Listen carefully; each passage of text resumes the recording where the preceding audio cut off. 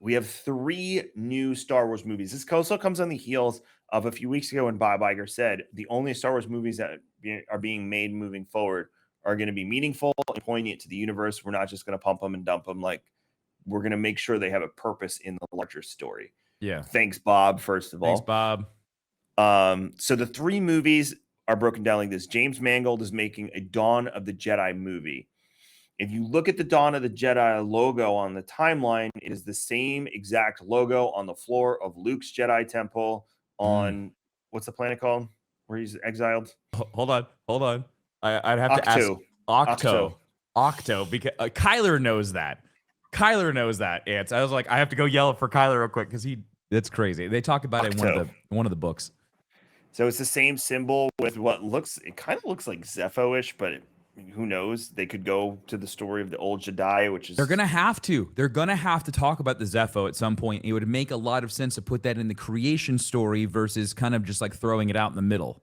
I'm still holding out hope that the Zepho were the beginning, and then the Rakata destroyed them, and then this new, which was called the Jedi back in the day, that's Legends, is what spawns the Jedi and the Sith. And the Rakata are terrifying. Rakata are awesome. They're so also scary. Assholes.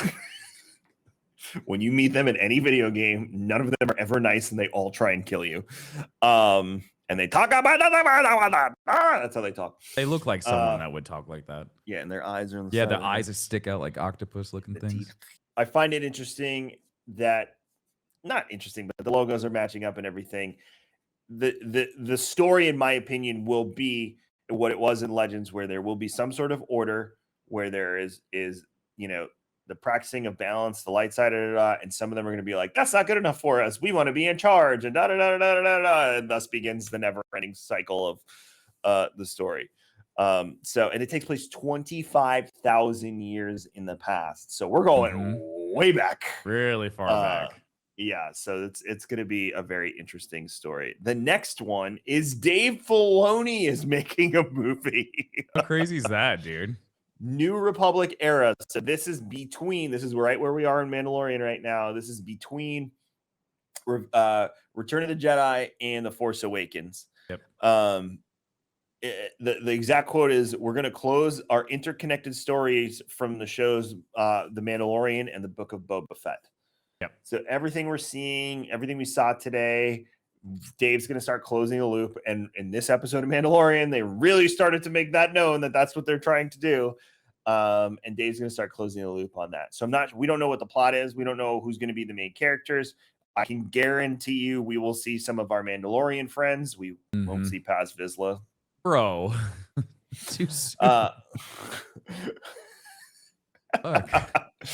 But we will probably see a bunch of our friends. I would assume Ahsoka, like all of these characters will probably be in Dave's movie.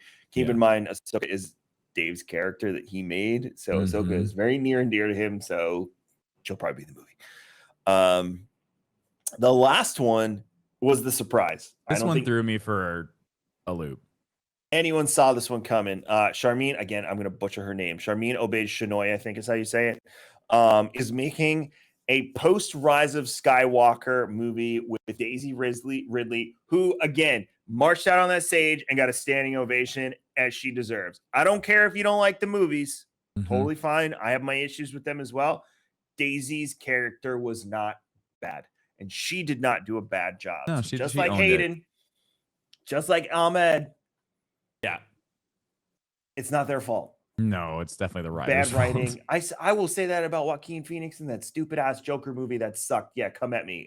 I know it's a hot take. That movie was horrible. Joaquin Phoenix did a phenomenal job. That's coming from a diehard Batman fan.